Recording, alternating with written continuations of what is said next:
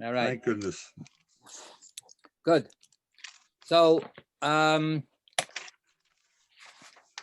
we are going to begin a new Mishnah. We're on 7b3. And we'll see how this one goes. It's a short little statement, but actually it packs within it quite a few issues that are pretty challenging, or maybe not. So we'll see how people roll with this one. We're still in the same format, right? The order, the Mishnayot that we're having here are not Megillah Purim related necessarily. They started because that's where we are. We're in the tractate Megillah, but they moved off into a tangent because the last Mishnah that we had about Purim was about Ein Bain. There's no difference between this and that except the following. So that was a whole, not to recapitulate all of that content, but we had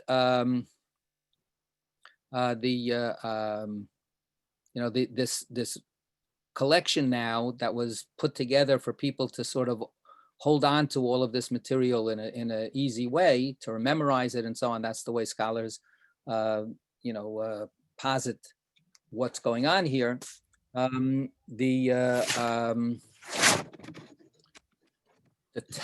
Just the formal phrase, there's no difference between X and Y except the following. So now we just have a run of these different distinctions. We had a Mishnah before about Shabbos and Yom Tov, and now we're going to have a Mishnah about Shabbos and Yom Kippur, and it's going to go into stuff that most of the time we really don't pay much attention to. So it's the middle of the page, 7b3. The Mishnah cuts across both columns. And who's going to read for us today? I can. Thank you. Unless Beryl wants to step up. Okay, the Mishnah. There is no difference between the Sabbath and Yom Kippur, except that the deliberate desecration of this one, Sabbath, is punishable by human authority, and the deliberate desecration of the other, Yom Kippur, is punishable with charet. Okay, so again, and we can look at the note that makes this point more explicit. Even though we have this kind of overarching declaration, in each case, and sometimes the Gemara deals with it, and the previous discussion with the previous Mishnah, that was part of what the Gemara was doing, was saying, even though it really says there's no difference between X and Y except the following, there's actually many differences. There are a lot of differences. However, if you just, focus on one particular topic, then in that topic, there's no difference except the following. So that's the way that these Mishnayot should be approached, and that's the understanding for here as well. So if you look at 28, note 28. Note 28. The Mishnah refers only to the penalties inflicted upon desecrators of the Sabbath and Yom Kippur. Regarding restrictions, however, there are differences between the 2 days. On Yom Kippur, one must fast and abstain from washing, applying lotions, wearing leather shoes, and marital relations. On the Sabbath, these restrictions do not apply. Right, and of course that even that doesn't exhaust all the differences. There are plenty of differences between Shabbos and Yom Kippur. The number of prayer services is different between one and the other, and so on. So this is what we're going to highlight here, and this is what we need to pay attention to. We're talking about penalties that a person may incur for violating either Shabbat or Yom Kippur. Both of them are holy days, and Yom Kippur is called the Sabbath of Sabbaths. So and Shabbat is actually part of, we had it before, all holidays have an aspect of Shabbat to them as being as holy days of rest. So here we have another attempt at saying, okay, even though they share so much with regard to desecration of one versus desecration of the other, there's a difference in the consequences. So now let's read the Mishnah one more time in terms of except. What's the difference? There is no difference between the Sabbath and Yom Kippur, except that the deliberate desecration of this one, the Sabbath, is punishable by human authority, and the deliberate desecration of the other, Yom Kippur, is punishable with karet. Okay, so again, this is what's called mezid. Mezid is deliberate desecration, the deliberate act, mezid, and then non-deliberate is by accident, shogeg, right? By making a mistake, by unintentionally doing something. And people do things. Sometimes they're completely aware of what they're doing. Sometimes they're not aware for all kinds of reasons. So here, how do we know that the person has deliberately desecrated Shabbat or Yom Kippur? The answer is that some witnesses have seen this person who is about to do this act. And the witnesses stop the person, and the witnesses say, do you know that what you're about to do, don't do it. If you do this, you will incur a penalty. This is forbidden on Shabbat, and you could be brought to court and be put to death, right? There's the death penalty for Shabbat, according to the Torah. But the death penalty only happens with this legal procedure being followed from before the act is actually even done. So that's how we know that it's deliberate. Otherwise, it's not considered punishable as a deliberate offense, even though it's clear to us, whatever the circumstantial evidence is, whatever the person is saying, it doesn't matter. You have to have witnesses stop the person so that it's not in the heat of the moment, so a little bit anyway. And the person has to say, Afal pichein, I don't care. Nevertheless, I'm doing this anyway. I know exactly what the consequences are. I know what I'm getting myself into, and I'm doing it. That's what was defined as a deliberate desecration, a deliberate offense. So it's punishable by human authority. If you look at note 29, we're not going to read it, but this is capital punishment. There are traditionally 4 different ways that the court could execute somebody. And in this particular case, the tradition says that this is skila, stoning, which is a whole complicated thing. Also, we're not going to go into it. But the principle is that human courts administer this punishment to a person when he is convicted, he or she is convicted of a deliberate desecration of Shabbat. However, the deliberate desecration of Yom Kippur is punishable by karet. Okay, karet, what is karet? So you have a note 30. According to note 30, karet is a divinely imposed premature death. Okay, so the word premature it ain't necessarily so. The truth is we don't know what karet is. Karet means being cut off. It's cutting. We use the word also when we cut a covenant together. The charot imo habrit, koret habrit. So karet means cutting. The point being that it's in God's hands.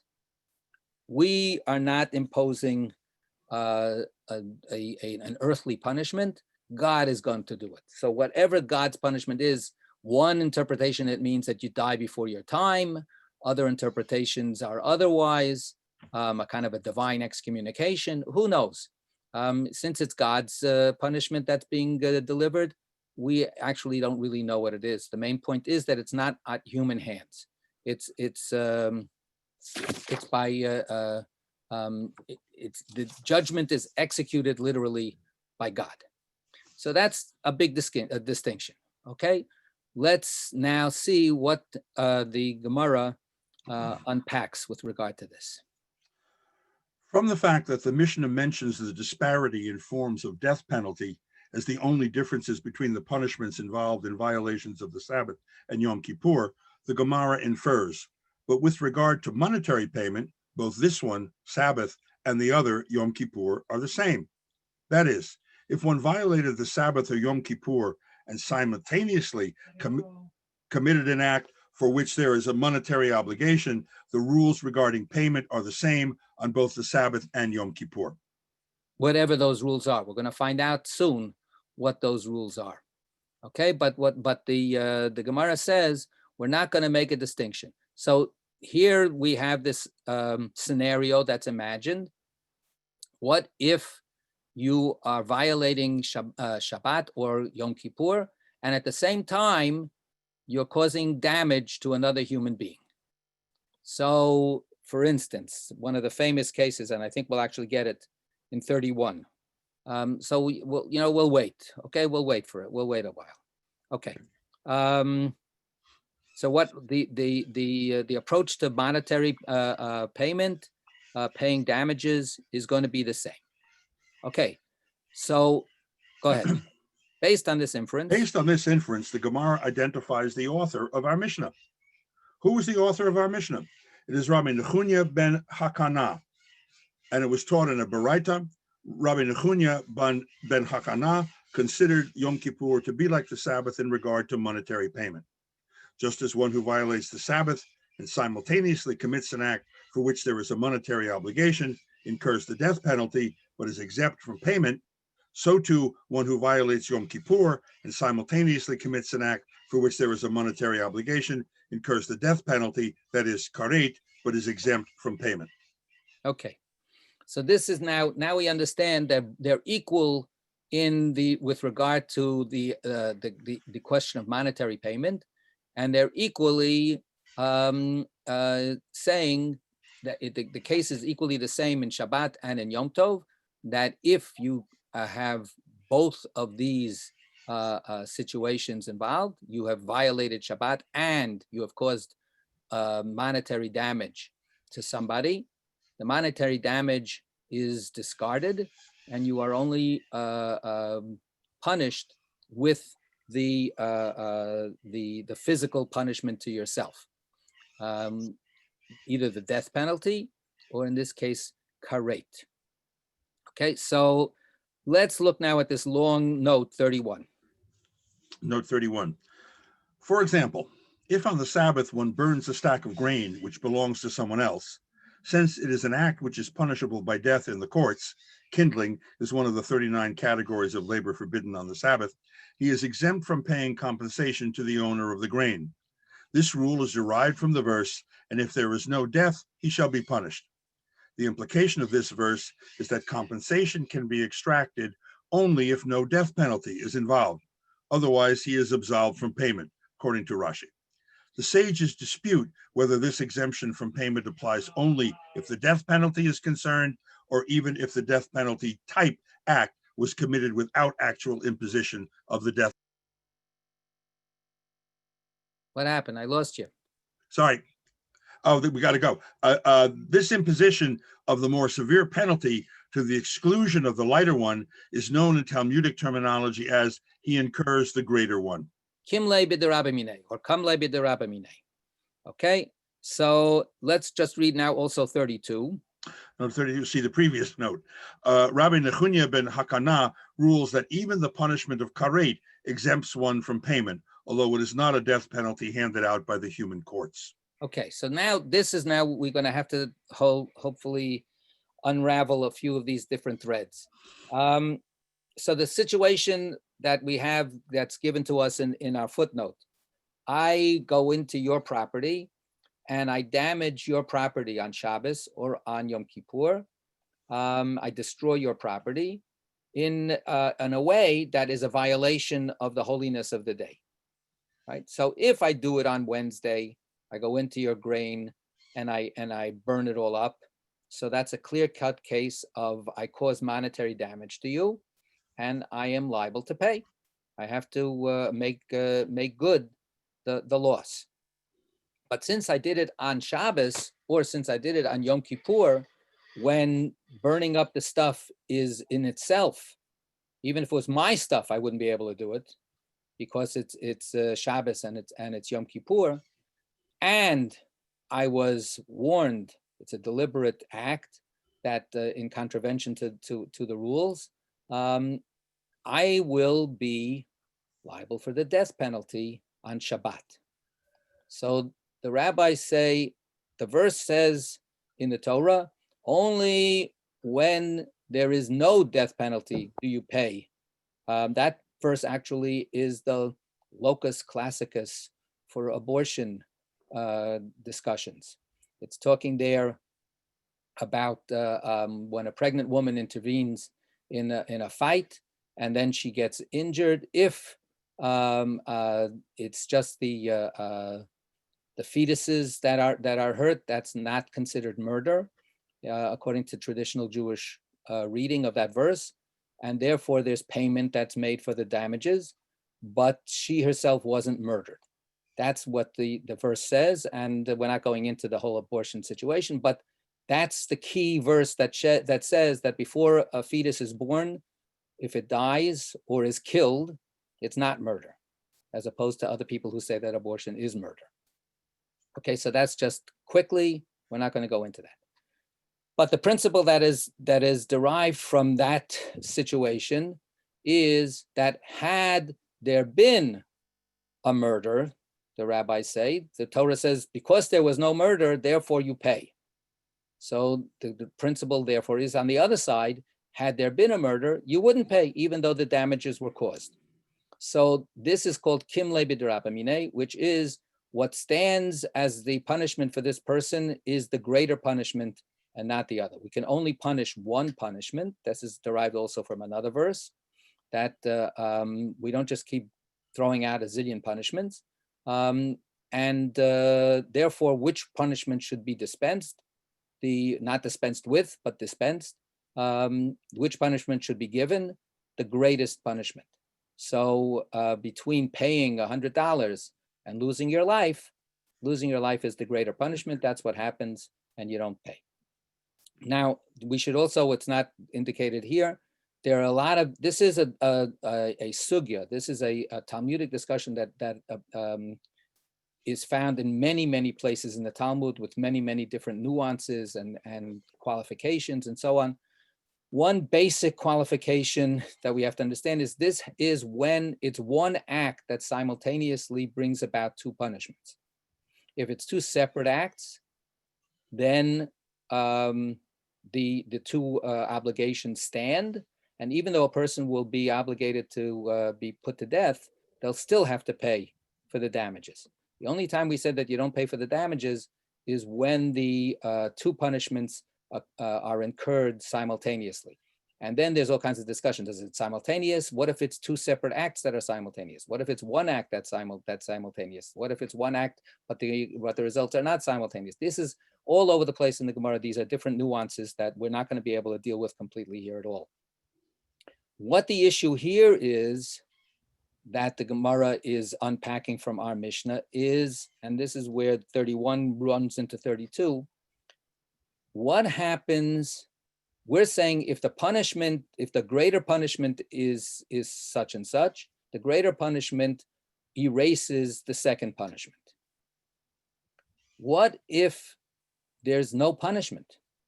You should have been punished with a greater punishment, but for instance, we didn't have enough witnesses. We know that you deliberately transgressed the rule and you desecrated Shabbat, but we only had one witness that warned you. So we don't have the technical requirements satisfied. You're not going to be punished, but it is a sin that incurs the death penalty if all the conditions are met. So what if all the conditions are not met? Is it the severity of the sin that takes away the obligation, or is it the actual giving the punishment? And then we have Rabbi Nechunya ben Hakana in this particular situation. We've got all these kinds of assumptions and deductions that are being made. Since the Mishnah says that the only difference with penalties is that here you get killed by human beings in Shabbat, and on Yom Kippur you don't get killed, you get killed by God in some way, you get punished by God. That's the only difference. So that's the Gemara's first deduction. First inference is, oh, but in other words, when it comes to monetary payment, we know that with regard to Shabbat, you're not going to be killed by the court and also be made to pay the $100. So the inference is, if that's the only distinction is who's giving the punishment, then we see from that even if you're only getting punished by God, you also won't have the obligation to pay the $100. That's Rabbi Nechunya ben Hakana's opinion. The rabbis disagree. The rabbis say, no, it's only when it's humanly dispensed justice that we have this limitation. If it's karet, that's God's business. Our business is that we have to impose the punishment that's in our hands to dispense. So these are the backs and forths. So in a certain way, this is, maybe too much information for a lot of people, but actually it cuts into, it really digs into fundamental issues of what it means to dispense justice. Does anybody have any comments at this point? Yes, Sylvia, you have to unmute. I undid the wrong thing. I was in and out, so I didn't hear all this, but I'm stunned by the kinds of act for which the death penalty is imposed. Is that, clearly it would be interesting to know what kinds of acts in the Talmud, for what kinds of acts death penalty was acceptable. But is there any discussion as to at what point the death penalty should not be used? And if it's that's already early from the time of the Mishnah already. There was a process that kept on going that was also backed up by a philosophical abhorrence to administering the death penalty. The way that the rabbis basically got rid of the death penalty was to make the conditions for its imposition so impossible to meet that, practically speaking, de facto, it didn't happen. But they couldn't dispense with it by simply saying, we don't believe in the death penalty. They had their hands tied with regard to that, simply because the Torah mandates the death penalty. So that's the hard place. That's the rock and the hard place that the rabbis were stuck with. That the Torah more than once, that's, just listen to the weekly Torah readings, more than once the Torah, unabashedly says, if you do the following, you should be put to death. So desecrating Shabbat. Now, how do you define desecrating Shabbat? So then that's the whole thing with what are the types of actions that constitute the work that Shabbat prohibits. Whatever that is, whether it's one action, 39 actions, it doesn't matter. Whatever those actions are, the Torah says that if you do them, you get put to death. What the rabbis then, as I said, did was they created an elaborate set of rules that if you try to follow those rules, then 99.99999% of the time, you'd never be able to convict somebody. So that's what I was saying before, you have to have two witnesses, even though you actually see, if you see it, you see the person doing it on purpose, but no witnesses step up, and you yourselves can't be the witnesses because a witness can't be a judge, then that's it. You can't do it. So the Rabbi Akiva is quoted in the Mishnah as saying, if there was a court that administered the death penalty once in 70 years, that was considered a bloodthirsty court, right? So that he was condemning, any judges that wouldn't knock themselves out to avoid the death penalty. He was saying, you people are disgusting judges. You're murderers in your own right, in the name of the Torah. Other people then said, no, are you kidding? If we don't administer the death penalty, then there will be more crime in society, and we will have abdicated our responsibility. This is the classic, discussion about law and order, about those rabbis absolutely believe that the death penalty is a deterrent. Now we today, if we're against the death penalty, we're happy to point out that there's all kinds of studies that show that it's not a deterrent and so on. But you know what? The people that believe it's a deterrent never change their mind. I mean, some people change their mind, but there are plenty of people that just keep on, despite whatever evidence the other side marshals, they really believe it's a deterrent. And this is where I say we're actually getting here into some of the most hardcore questions of how we see the justice system operating. What's it all about? How is it supposed to operate? For what goals? For what purposes? So that it's a given. The death penalty is a given in the Torah, and then the question is, what do you do about it? And you've got the hardcore people who say, if the Torah says it, we got to do it. And then you got the people that said, okay, that's the Torah's statement of its utter repugnance for the act that is being described, but we're not gonna do this. And there's more. Let's give a few other people a chance. We'll come back to Sylvia. So Stuart wanted to say, Josie, did you say you wanted to say something or not? You're not raising your hand. You're just moving your hand. No. Okay, Stuart. Okay, so not surprisingly, I mean, given that this is my field, criminal law, I could go on for hours and hours talking about corollaries in modern criminal justice to some of these issues. I'll just mention one that's always struck me as particularly intriguing, and that is that the right to, in modern U.S. constitutional criminal procedure, you're entitled to a jury only if the penalty for your crime is a felony, if it's greater than 6 months, typically. So the question arises, say you're charged for a crime that has a penalty of a year or more. So the potential punishment is over the threshold that the constitutional standard provides. But suppose that for some reason you're denied a jury and you're actually convicted, and you end up, and the judge says, well, we forgot to give you the jury, but I'm gonna sentence you to a punishment that's under the threshold. So does that comply with the constitutional requirement or not?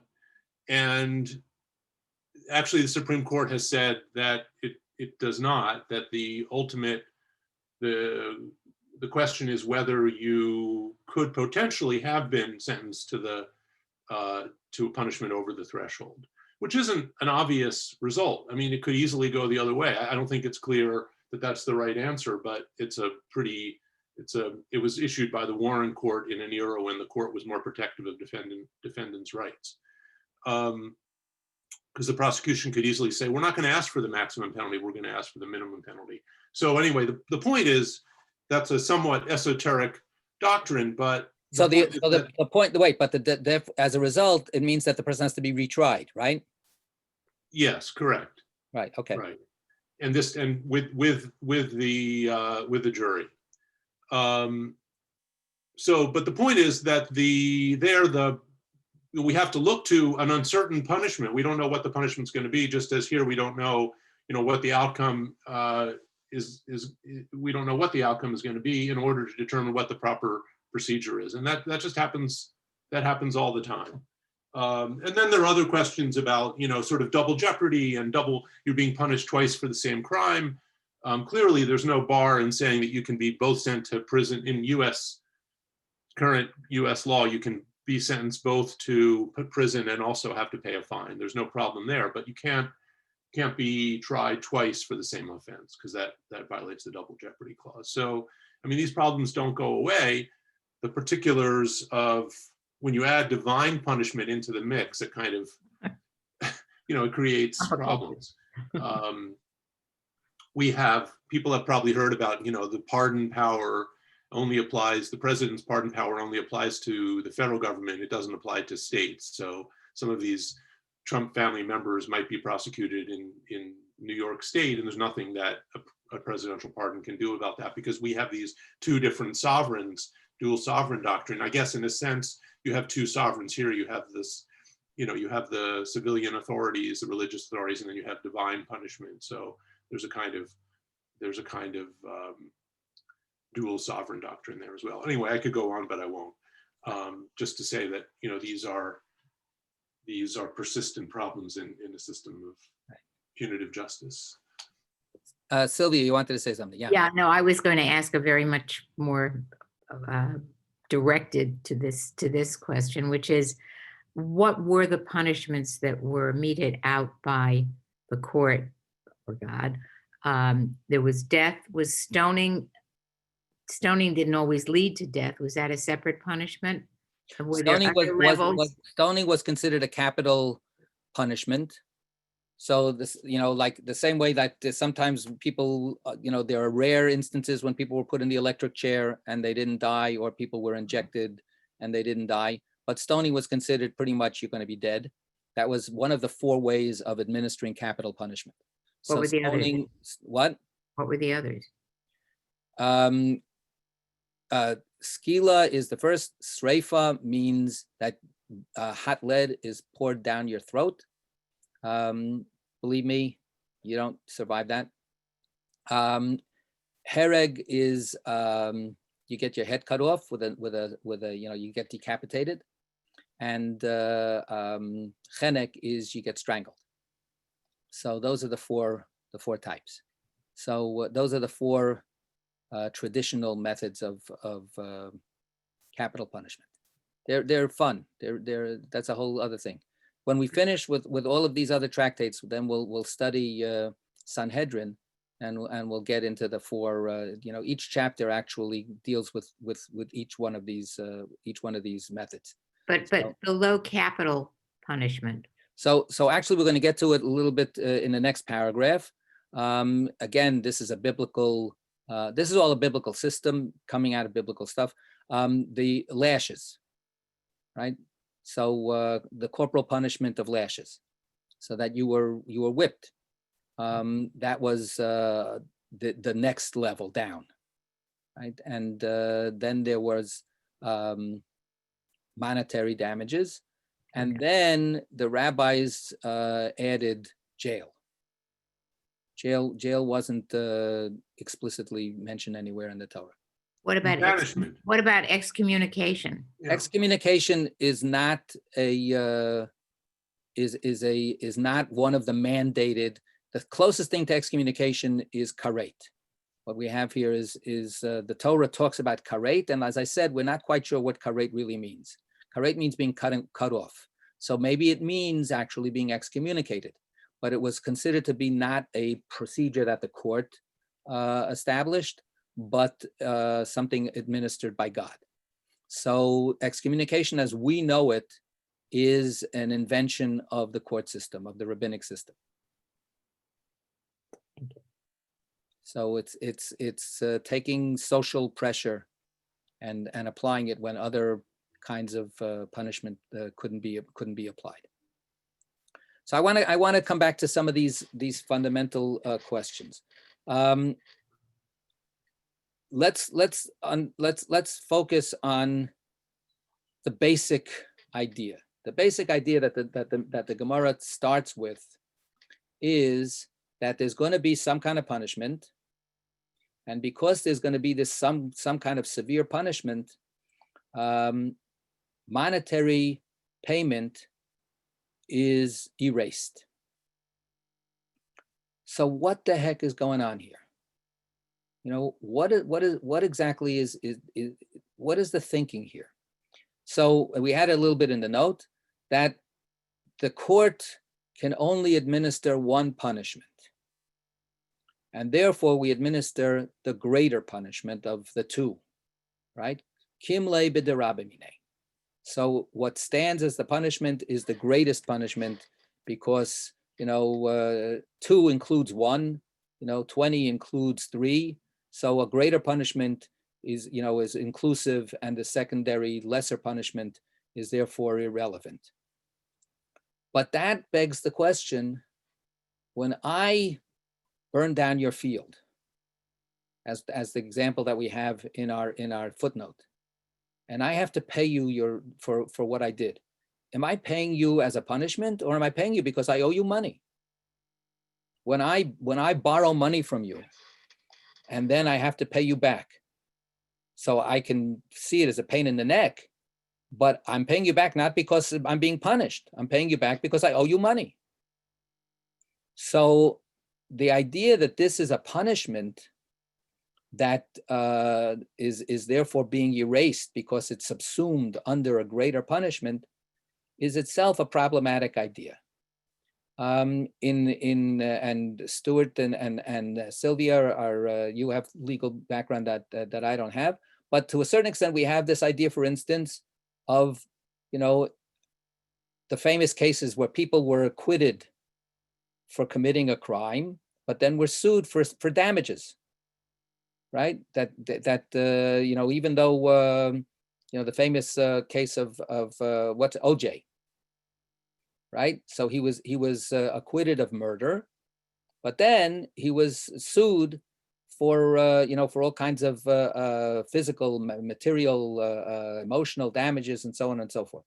So we separate those two things out. You owe relief to a person that you hurt. So what's exactly going on here? That's a problem that should bother anybody that's thinking through this topic. Stuart, you wanted to say something? Well, I mean, if you're actually executed, then the monetary payment will fall to your estate, and it means that your children or your heirs will have to pay the fine. So I guess you could say that there's something that doesn't happen here. That's exactly the problem. That's exactly the problem. So good, kill this guy, and then meanwhile let the estate be sued for the money. But but this rule establishes that there is no further judicial intervention to get this money paid. Now, there is all kinds of discussion because some people, said, wait a second, there is all kinds of discussion about, well, but there still is an obligation to pay, and that moral obligation doesn't go away. It's just that it's not enforceable in court. That's the given in the Talmudic tradition, as opposed to what you're saying. And that if it were enforceable in court later, I wouldn't have that problem. But it's not enforceable in court. What you have is a moral obligation that then it's up to you or your heirs. Do you want to leave this world clean or not? And then we get further, and this is, again, we're not going to be able to dive into all of this completely. What if the person who was wronged, what if the person grabs the money that's due them? It's called tfisa, right? Which means catching, grabbing. Or for instance, and you can think of all kinds of scenarios where it may be that you could actually then somehow take possession. You go in the middle of the night and you steal their car. And you say, that I'm taking this as my payment. So is that legitimate? Can the heirs then go sue you and say you've wrongfully stolen a piece of our estate? So there's all these discussions that go back and forth about this kind of stuff. But it starts with the root principle that once the court is involved here, and that's why we have Rabbi Nechunya ben Hakana being so radical, because he's bringing in karet, even when the court is not involved. But the general consensus is, at least when the court is involved, once the court has to deal with meting out punishment, it metes out this great punishment and forget about everything else. And if you think about, to use a good Yiddish term, yosher, come on, how about a little justice here? It's not, maybe it's not a small loss, maybe it's a huge loss. I'm supposed to suffer a huge loss because this guy gets killed. How does that help me get through my life? So I think it's a profound problem, and I think that part of it has to do with this whole question of punishment. That when punishment becomes the issue, it sort of blinds us to everything else, right? Because the concepts that are here is that in some way, and Rashi, I don't want to go through it, Rashi in other places where there is actually substantive discussion of these things, he talks about koach bezdin, which could be translated as the power of bezdin, or it can be translated as the strength, the energy of bezdin. And what Rashi says is the energy, if I'm using it as that kind of the power, in other words, the strength, how much juice Bezdin has is exhausted by their dispensing this severe punishment. And therefore, there's no more juice left for the court to dispense any further judgments. Well, another way to put it is that, maybe this is a different idea, but I think, having read some of Lash's, the tractate, I think that they often view punishment and compensation as being sort of mutually exclusive. That's what we're talking about. That's exactly what we're talking about. But that they, in the sense that you have to decide, okay, why are you punishing this person? Are you punishing this person to compensate somebody? Then that's you can't have both at the same time. That they are that is one, you have to choose between one or the other. Which I certainly find completely unconvincing. It is. I mean, we don't. It seems very strange to our modern sensibility. Right. Yeah. So, and I want to. So that's part of what I'm saying is, what does it mean about this punishment business? Because what you're bringing up about makot, which is the lashes, the whipping, this applies to whipping as well. So the idea is that if the court finds you guilty of an offense that's not a capital offense, but an offense that you're liable to lashes, they will administer lashes, and whatever monetary damages you have caused, you are exempt from paying. Right? There is a viewpoint that goes the other way, but that's not accepted. That just do the monetary damages and forget the lashes. And this is where I think that we're coming to stuff that's not quite stated in explicitly. But this is part of the whole problem of being in what you talked about before, the two sovereignties, right? This is inherent in the problem of a religious judicial system. When a judicial system is completely humanly based, societally based, right? Look, we need to have a judicial system, otherwise there'll be chaos. We need to be able to keep society together. Then the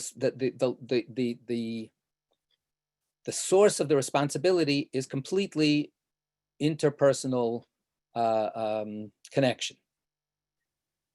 But when the source of the responsibility for rendering judgment becomes not just my responsibility to another human being, but my responsibility to God, then we get into trouble.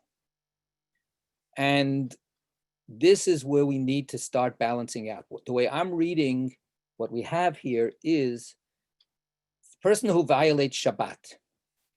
There are many ways to violate Shabbat. You can violate Shabbat without hurting anybody else, right? This goes back to Sylvia's, question. But the Torah will say, if you violate Shabbat, you are rebelling against God. You're sinning against God. Off with your head, right? Or we'll crush you with stones, right? We'll kill you. And that obligation is now put on human beings, right? That's not karet. Karet is where God says, I'll take care of it, right? But here, there's this burden, which some people unfortunately take with joy, but which is also horrifyingly scary. And this is, of course, the whole idea, even on without God, to administer capital punishment is a huge responsibility on a person. Do I really feel I should take this other person's life? But now we've got on top of this the idea that I have to act on behalf of God. Right? I have to be God's messenger here, and God let God just zap the person and get it over with, right? But that's not no, God puts it on us that we have to kill this person. So there's something hugely what can I say, difficult, troubling, humbling, even crushing that is foisted on the human judge, the rabbinic judge. And now what we have here is two obligations that the judge has, right? You can look at, in a regular system of justice, what's the point of justice? What's the point of a judicial system? Law and order, right? Keep the barbarians, at the gates. Is the point of the judicial system just to keep the laws obeyed? Is the judicial system supposed to be a tool for real justice? Right? Is the judicial system supposed to be a tool for bettering human life in social contexts? Right? This is a big, liberal conservative divide as I see it. So if it's about, just keeping the barbarians at bay, then you've got, a kind of a punishment, deterrence kind of a mindset. If you want to create a better society, then what you are really then paying more attention to is not so much get the criminal, but help the victim. So, for instance, the whole question of restorative justice is a big topic in modern times, right? Are we so obsessed with punishment, with penalties, that we lose track of actually what we're supposed to be trying to accomplish? So, and I'm bringing these up as huge issues. So when the judge, the rabbinic judge, is confronted with these problems, and they have to say, who's my first responsibility to? Who am I supposed to actually be serving? So this is the conflict. Do I serve God? Do I serve my fellow human being who has suffered? So I want to remind us, those of us who have been studying Megillah from the very beginning, that all the way back on page 3, B mostly, we had a long discussion, a beautifully constructed Talmudic discussion about how do we deal with human dignity when human dignity might be compromised by enforcing law. If we enforce the law and as a result someone will be humiliated, do we enforce the law or not? This was the issue of kvod habriot, human dignity, the dignity of God's creatures. And in that sugya, we came down with the idea at the end, gadol kvod habriot shedoche et lo taseh shebat Torah. Human dignity is so great that it pushes aside even prohibitions of the Torah.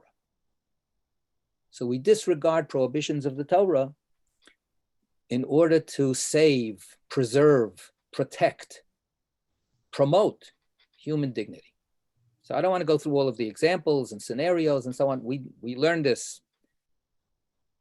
In that sugya, in the end, what the statement says is that God, and this is God's mandate, this is derived from the Torah. How do we know? We don't know which one should go first. And we answered, no, but God gave us the following rules in the Torah, which shows that human dignity comes first. So the reading that I put forward there was that's God's message there. Let me worry about my honor, but you have to worry about human honor.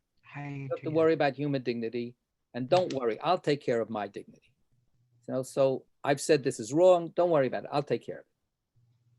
Now, this sugya that we're in now can be seen as going completely against that principle. Now, one of the things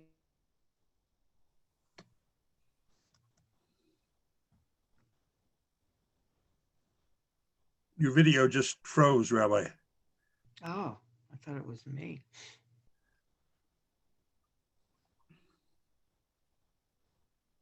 and finally it ends up becoming turned on its head. And no, human dignity is only to be prioritized when it comes to rabbinic rules, but God's rules are sacrosanct, even against human dignity. Human dignity must be sacrificed for the sake of God. Makes no sense in it. And that's where we come, I think, back to over here. When the rabbinic judge has to say, well, what do I choose? Do I choose to put all my effort into coercing? That's what the legal system does. Enforcing the obligation that this person has to make good the loss that the harm that they caused to this other person. Is that where I'm going to put my power? Is that where I'm going to put my strength? Or do I put my strength into standing up for God? We could have said, let God take care of God, and we will take care of human beings, and enough is enough. One crime and will be this, one type of punishment or one judicial action, and we're out of here. The decision in the consensus is no. We have to stand up for God. God comes first. And I would argue that what happens is not so much that it's a what can I say? It's an abject declaration of exhaustion. It's saying we have chosen that we have to follow and take care of God's needs, and we have nothing left as a result. I think it's a very, I see it, and believe me, I'm totally aware that this could be simply seen as my own, axe to grind. But I see it in that way. And then we have all of these discussions afterwards. Well, at least maybe people can take care of it on their own. Maybe they'll grab the thing. Maybe the person can be told that he has a moral obligation. But as a judicial system, we have used up our energy for today in dealing with this person by having to mete out a divine punishment. And then, of course, we have then the next things. What about when we're actually not going to mete out the punishment? We just know that the punishment is there. So that's what some people would say, that even if it's simply the crime is such a crime, and it's going to come before God. It's going to come before the judges. So even though the judges will have their hands tied procedurally, we're not going to be able to execute you. But seeing this right in front of their faces, actually in the end, takes away their ability to enforce the monetary situation. What Rabbi Nechunya ben Akana says, and Rabbi Nechunya ben Akana traditionally is seen as one of the great mystics. And in other places, he has statements, even in rabbinic literature, that have him being a very almost a super sensitive type. So that super sensitivity is a religious super sensitivity, which pushes him to say that, just confronting the fact that God is going to mess with this person already exhausts our ability to dispense justice, and we're not going to get into the monetaries at all. Yeah, I agree. Josie, yeah. Yeah, I definitely agree with him, because if you believe that God is all powerful and omnipotent, then why do you need to be on guard for him or her or whoever? Right. So take that question and throw it back at God. So God, why are you getting me into this? Ah, Why, yeah, that's why why, I like, yeah, why are you making me have to do this judgment stuff? I like the idea of letting it be up to God, although that's not the way history is played out. That's not the way life plays out at all. That's right. Rabbi? So there's this kind of like terrible, literally terrible, terrifying problem here. Yeah, That's sort of buried actually under a lot of technical legal discussion.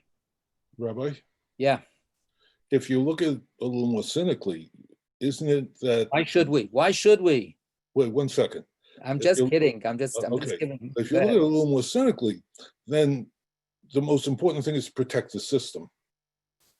And, it's what's called rule utilitarianism, Mhm. that even if individuals suffer because of an act, the most important thing is to protect the system that in general supports the overwhelming majority of goodness. Yeah, so I think that's inadequate here. I don't think that question is certainly a major issue anywhere in any system, including the rabbinic system. So just as a side point, the famous phrase that we all cherish, tikkun olam, right, to repair the world. Actually, I would argue, and I have argued, if you look at the Talmudic discussions about tikkun olam, starting with the Mishnah, then going into the Gemaras, tikkun olam actually doesn't mean that. It means repairing the system. It means fixing the system when the system, if you just abide by the system, ends up bringing you into situations that don't stand up to moral scrutiny. So that's the beginning of the idea of tikkun olam. So the rabbis are absolutely alive to the question of when do we just stand up for our power, and when do we feel that our power is leading us into an abuse of power, and we have to fix it. So that doesn't make them perfect, and it doesn't mean that maybe here something like that might not be operating. But just in general, that whole question that you're asking was a live question for them as well. The next thing I would say is that doesn't really address what's going on here, because the system can be defined a certain way. The system could be the court will impose a death penalty and also mandate that you pay the money. The system here is open-ended. The definition of the system here is to purposely define the system in a way that ends up being actually against sticking up for people's monetary rights. That's not what the system does every other place. That's the problem. The system could have been absolutely sticklers about all of these obligations being met. And it didn't do that. So it's not like there's a given system and then the rabbis want to keep on preserving it at all costs. Yes, that is a consideration. And that's a consideration that can be also morally argued for. If we don't have respect for the courts, then we're going to have societal chaos. That's also playing out in our contemporary discussions with the Supreme Court and stuff like that. So it's not just cynical, but I think it begs the question. The question is more fundamental. What is the system saying? Why are they defining the system to say something which is open to such a moral challenge? All right. So good. Let's continue. Unless anybody else, any more, going once, going twice. That's it. Okay, here we go. We learned elsewhere in a Mishnah, all those liable to karet who were flogged by the court become exempt from their karet, as it is said, and your brother will be demeaned before your eyes. This teaches that once he has been flogged, he is like your brother. These are the words of Hananiah ben Gamliel. Okay, so now let's just try to digest this a little bit. So karet is, as we were talking about now, God's administering of justice. God takes care of it. But now we get something which we might not have thought of ourselves, probably, I'm betting on it. And here we have a statement that says, what about if the person gets a humanly administered punishment? Will God then still insist on God's demand to administer the greater punishment? Because our principle until now is no, on the human judicial level, the greater punishment is administered and no other punishments are on the table anymore. But now we have a kind of an opposite situation. We have a case where the sin should be punished by God. But instead, human beings administered a lesser punishment. So, and what is this? What is this punishment? And this is in tractate Makot, lashes, right? So all those who are liable for karet, they committed a sin that should have been punished by God alone, right? Who were flogged by the court are then no longer subject to karet. Okay, so let's look at 34. Note 34.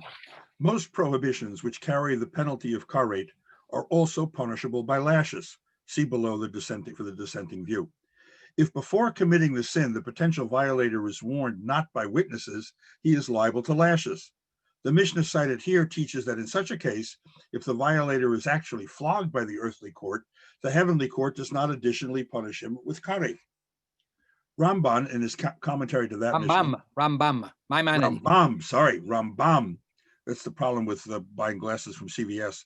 Rambam, in his commentary to that Mishnah, writes that actually it is a combination of repentance and malchut that absolves the transgressor. Malchut, lashes. No, the way they have it spelled here is Malchus.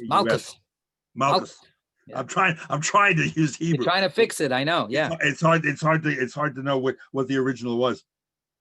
That absolves the transgressor from karet. Ralbach explains why repentance by itself is not sufficient. The Gemara in Yoma states that for karet bearing transgressions, repentance together with Yom Kippur merely suspend his punishment. For the punishment to be eradicated entirely, suffering is required. Oh my Lord, that was an editorial comment. Yeah. Thus, in addition to repenting, the transgressor must receive malchot, which serves malchot or malchus. I'm trying to get to the so the right way is malchot. Mem lamed kuf vav taf. Malchot, which serves in lieu of both suffering and Yom Kippur. Okay, so what we have here is that if there are witnesses that warn the person and say, not that you're going to get kares, they tell him that you'll be brought to court and you'll be punished with malchot, because malchot is the standard rabbinic punishment for people who do transgressions that are not capital offenses. So the witnesses know it's not a capital offense. They don't know that it's karet, but they say you're going to get punished by court. You're going to get whipped, and he says I don't care. Then if he gets punished by the court, karet dissolves. So this is a counterforce to what we were saying before, and it plays out, I think, again in this struggle. Can we actually wrest or wrestle from God a lesser judgment that would be sufficient to avert God's own punishment? Right? This is a radical claim. First of all, who the heck knows what God is going to do? Right? How do they know that karet is not going to happen? Right? But that's what they're claiming here. They're claiming is because this is both the blessing and the curse. We are God's administrators below, and we can speak on behalf of God and tell you what's going to happen here. So what we have done is we get you off with a lesser sentence, right? We're going to get you off by enduring this physical pain. We will save you from God's punishment. Okay, now, of course, before I was saying that they felt that they couldn't do that, right? They felt that they couldn't do that with money. Why not? Because money is not a physical pain, even though for Jack Benny it was, right? That's the famous line with Jack Benny. Jack Benny was notorious. Remember, anybody here remember Jack Benny? Yes, come on. Everybody knows Jack Benny. So Jack Benny was famous for being, obsessed with money and being very stingy. And one of his Illogical. classic routines was that he would have, somebody came up to him with a gun and goes, "Your money or your life." And Jack Benny is like silent. And the guy goes, "Come on, your money or your life." And then Jack Benny goes, "Wait, I'm thinking. So for some people, paying the money would be excruciating. But in general, what we have here is the idea that no, paying the money is not that kind of punishment. Or, the paying the money is healing the other person's hurt. Malkut is punishment. So it brings us back to that whole underlying question. What are we actually doing here? Okay. The Gemara. The Gemara comments on the Mishnah.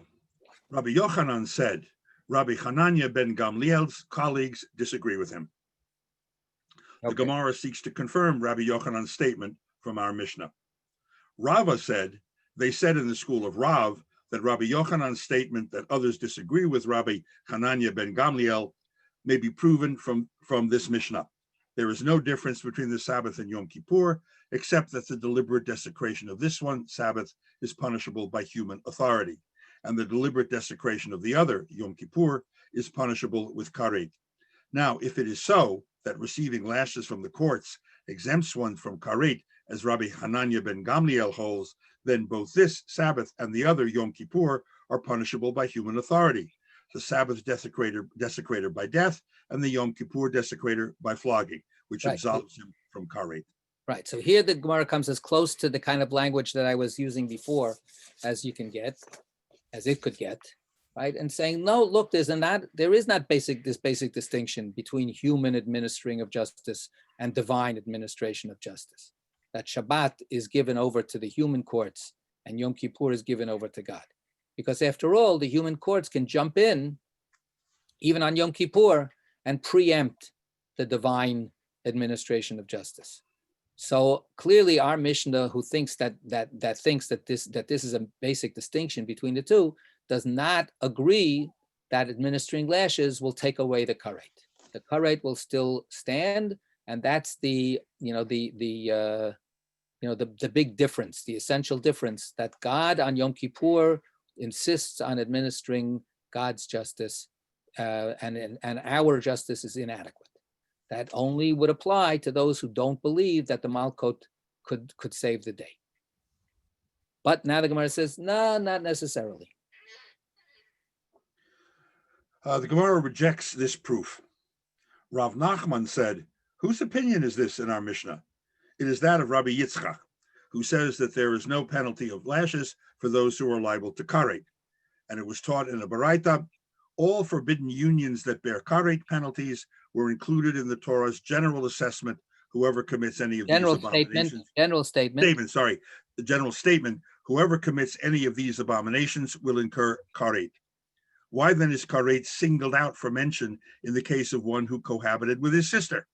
To judge it with karet and not with lashes. And by extension, we derive that all karet-bearing sins carry that penalty exclusively and not the penalty of lashes.